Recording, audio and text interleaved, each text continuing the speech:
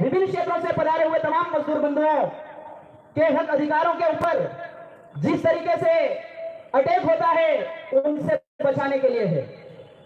आज हमारे पास कई ऐसे मजदूर बंधु संपर्क करते हैं कि हम फलानी जगह पे काम करने मजदूरी में गए थे, लेकिन कुछ बिचौलिए और ठेकेदारों ने हमसे काम करा के बेगारी करा के हमें पैसों से वंचित कर दिया, हमारा मेहनताना है वो हमें नहीं दिया।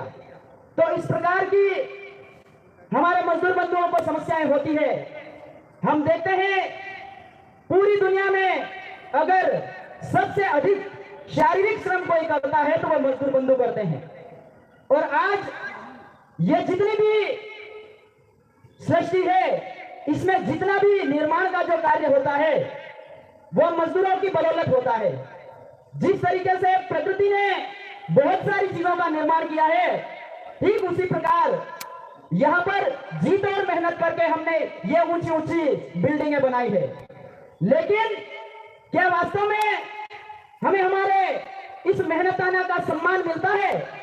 क्या हमें सम्मान पूर्वक जीवन जीने का अधिकार जो है वो मिलता है, या फिर सरकारें हमारी सुरक्षा करती है क्या? आज ये हमारे लिए सबसे बड़ा सवाल है। आज हमारे बच्चे जिन सरकारी स्कूलों में जाते हैं, क्या उन स्कूलों में प्राइवेट और एलाइड स्कूल जैसी शिक्षा की सुविधा है क्या? आज ये हमारे सामने सवाल है। ये बहुत बड़ी व्यवस्था है। इस व्यवस्था में यदि हमारे बच्चों को शिक्षा का जो गुणवत्ता है, जिस तरीके से हम पूरे देश में दो प्रकार की व्यवस्था को, शिक्षा व्यवस्था को देखते हैं, एक है सरकारी व्यवस्था और दूसरी है प्राइवेट।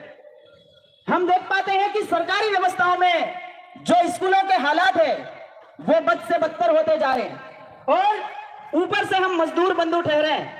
हमारे पास कोई निश्चित रोजगार नहीं होता है।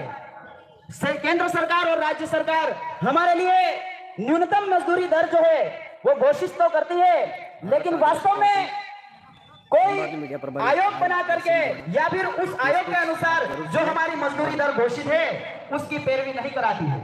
ऐसी स्थिति में आज भारत आदिवासी पार्टी के देखिए साथियों, तमाम युवा साथियों ने जगह जगह के मजदूरों का अध्ययन किया और उनकी स्थिति को जान करके आज ये पहली शुभ शुरुआत यहाँ पर अहमदाबाद हमारे आशावल भील की नगरी से शुरुआत की जा रही है। और आपके लिए देश का पहला जो भील प्रदेश मजदूर मोर्चा के नाम से यहाँ पर पहली ऑफिस खोली जा रही है, जिसका हमारे माननीय सांसद महोदय राजकुमार जी रोत की कर कमलों से आज उसका उद्घाटन भी होगा। ये बहुत बड़ी सौगात है हमारे लिए।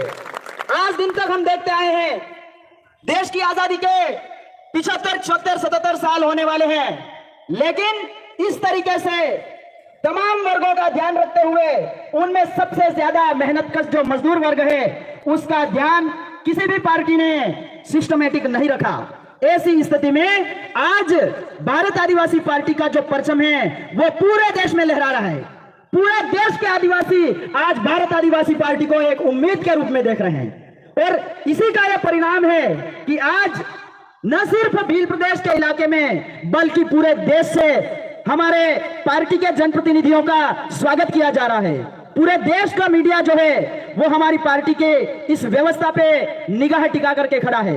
एक वक्त था साथियों जब हमारे लोगों को पत्रिका और न्यूज़पेपर्स में कहीं जगह पर नहीं मिलती थी, लेकिन आज ये वक्त है, आज ये सोशल मीडिया का जो क्रांति का युग है, आज हमारे पास भी वो तमाम संसाधन है। आप देख पा रहे होंगे हर आदमी के हाथ में आज मोबाइल और हर आदमी कैमरा लेके घूम रहा है और इसी क्रांति ने आज हमें एक वैश्विक स्तर पर मजबूती प्रदान करने का काम किया।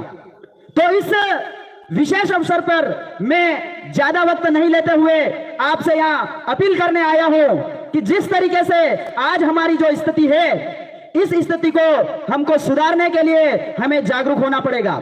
जागरूक होकर के हमें हमारी मेहनत तो करनी ही करनी है, हमारे हक अधिकार को तो बचाना ही बचाना है, साथ ही साथ हमारे बच्चों को गुणवत्तापूर्ण शिक्षा भी दिलानी होगी, क्योंकि हम जो काम कर रहे हैं वही काम आने वाले समय में यांत्रिकरण होने की वजह से सारा जो रोजगार है मजदूरी का वो सारा यंत्रों में चला जाएगा, मशीनें करने लगेगी, हमारे पास रोजगार तक नहीं बचेगा। ऐसी स्थिति में यदि हम मजदूर ही रहें तो हम हमारी मजदूरी से भी हाथ धो बैठेंगे। तो आज शिक्षा का महत्व समझते हुए हमारे बच्चों को हमें गुणवत्तापूर्ण शिक्षा देनी है और जहां कहीं भी हमारे मजदूर बंधुओं के अधिकारों का हनन होता है या अत्याचार होता है वहां पर हमें कंधे से कंधा मिलाकर डट करके लड़ने की जरूरत है। क्या आप सभी इसके लिए तैयार हैं? बहुत बहुत आभार, आप सभी ने मेरी बात को बड़े ध्यान से सुना, इसके लिए जय जोहार, जय आदिवासी, जय विप्रदेश, उल गुलाम जिंदाबाद। आप सबकी जय, धन्यवाद।